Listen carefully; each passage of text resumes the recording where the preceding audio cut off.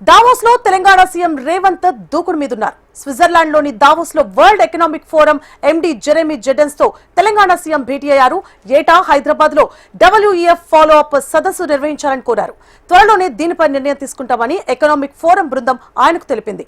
C4IR network coordination head మంజూర్ జార్ తో సీఎం భేటీ అయ్యారు. తెలంగాణ రైజింగ్ విజన్ లక్ష్యాలను రేవంత్ వివరించారు.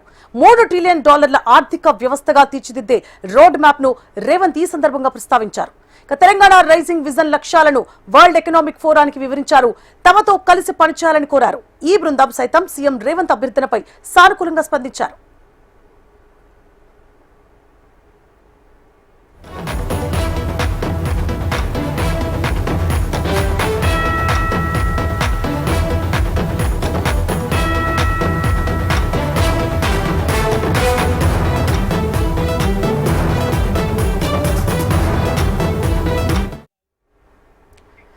దావోస్ లో తెలంగాణ సీఎం రేవంత్ దూకుడు మీదున్నారు. స్విట్జర్లాండ్ లోని దావోస్ లో world economic forum MD Jeremy Jurgens తో తెలంగాణ సీఎం భేటీ అయ్యారు. మరిన్ని డీటెయిల్స్ ని మా రీజనల్ కోఆర్డినేటర్ అశోక్ లైవ్ లో అందించడానికి సిద్ధంగా ఉన్నారు. అశోక్. సువర్ణ, మనం చూస్తున్నాం తెలంగాణ సీఎం రేవంత్ రెడ్డి బృందం దావోస్ లో పర్యటిస్తుంది. ఇవాళ 3వ రోజు కూడా ఆయన కీలకమైనటువంటి ఒప్పందాల సమావేశాలు కూడా జరుపుతున్నారు. ఆయనతో పాటు ఐటీ శాఖ మంత్రి శ్రీధర్ బాబు, అలాగే రెవెన్యూ మినిస్టర్ పొంగులేటి శ్రీనివాస్ రెడ్డి.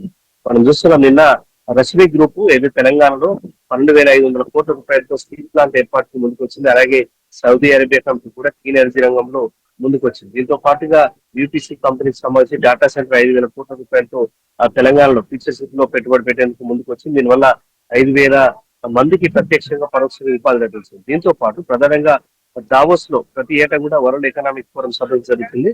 దీనికి సంబంధించి ఫాలోఅప్ సదస్సుగా హైదరాబాద్ లో నిర్వహించాలని చెప్పేసి సీఎం రేవంత్ రెడ్డి నిన్న ప్రతిపాదించారు ఇండియన్ పెవిలియన్. దీనికి సంబంధించి కూడా దానికి సంబంధించినటువంటి చైర్మన్ కూడా దాదాపుగా అంగీకరించారు. అలాగే మనం చూస్తున్నాం ప్రధానంగా దావోస్ లో జరిగేటువంటి ప్రతి ఏటా జరిగేటువంటి ఈ సంస్థ వేదిక పైన కూడా వివిధ కంపెనీలకు సంబంధించినటువంటి కార్పొరేట్ దిగ్గజాలు, వివిధ దేశాల నేతలు కూడా పాల్గొంటారు.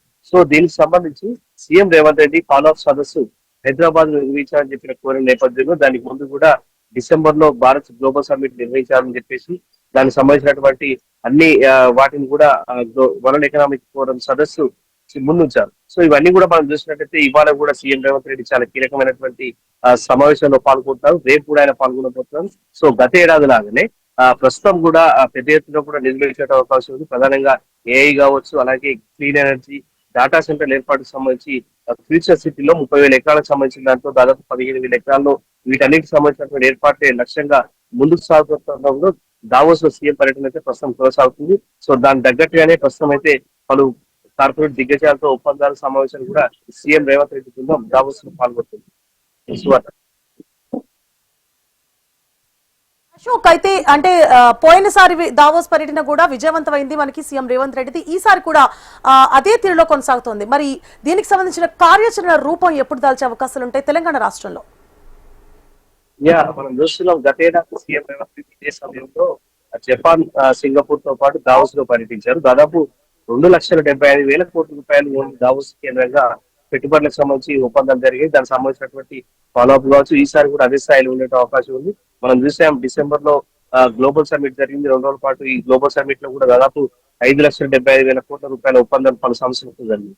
సో ప్రస్తుతం కూడా దావోస్ వేదికగా హైదరాబాద్ సంబంధించి ప్రధానంగా ఐటీ కారిడార్ గా రూపుదిద్దుకుంటుంది. ఇక్కడ ఉన్నటువంటి ఫెసిలిటీస్ కావచ్చు, ఇక్కడ ఉన్నటువంటి వాతావరణం కావచ్చు, ఇవన్నీ కూడా సీఎం రేవంత్ రెడ్డి చెప్పేటువంటి ప్రయత్నం చేస్తున్నారు. సో ఈ నేపథ్యంలోనే హైదరాబాద్ కు కార్పొరేట్ దిగ్గజాలు కూడా ప్రముఖమైనటువంటి గూగుల్ కావచ్చు, మైక్రోసాఫ్ట్ కావచ్చు, అలాగే ఇతర టాటా గ్రూప్ సంబంధించిన సంస్థలతో కూడా ఆయన భేటీ అయ్యేటువంటి అవకాశం మనకు కనిపిస్తుంది. నిన్నంతా కూడా టాటా గ్రూప్స్ చైర్మన్ చంద్రశేఖర్ తో కూడా భేటీ అయ్యారు. ఇవాళ శ్రీధర్ బాబు కూడా భేటీ అయ్యారు. సో వాళ్ళు కీలకమైనటువంటి సంస్థలతో ఆయన భేటీ అవుతున్నారు. ఈసారి కూడా పెద్ద ఎత్తున నిధులు వచ్చేటువంటి అవకాశం ఉంది. రేపు వీటికి సంబంధించిన ఒప్పందాలు పెద్ద ఎత్తున జరిగే అవకాశం. ప్రస్తుతం అయితే తెలంగాణలో భారత్ ఫ్యూచర్ సిటీగా ఉన్నటువంటి హైదరాబాద్ నుంచి తాము ఏమి ఎక్స్పెక్ట్ చేస్తున్నాం, ఎటువంటి నిర్ణయాలు తీసుకోబోతున్నాం, ప్రధానంగా 24 గంటలు భారతదేశంలో 24 గంటలు పనిచేసేటువంటి ఏకైక సిటీగా హైదరాబాద్ మారబోతుంది. దీనికి సంబంధించినటువంటి ఎవిడెన్స్ కావచ్చు, దానికి సంబంధించినటువంటి తీసుకున్న నిర్ణయాలు కావచ్చు, ఇవన్నీ కూడా వరల్డ్ ఎకనామిక్ ఫోరం ముందుంచేటువంటి అవకాశాన్ని సీఎం రేవంత్ రెడ్డి ఉపయోగించుకుంటున్నారు.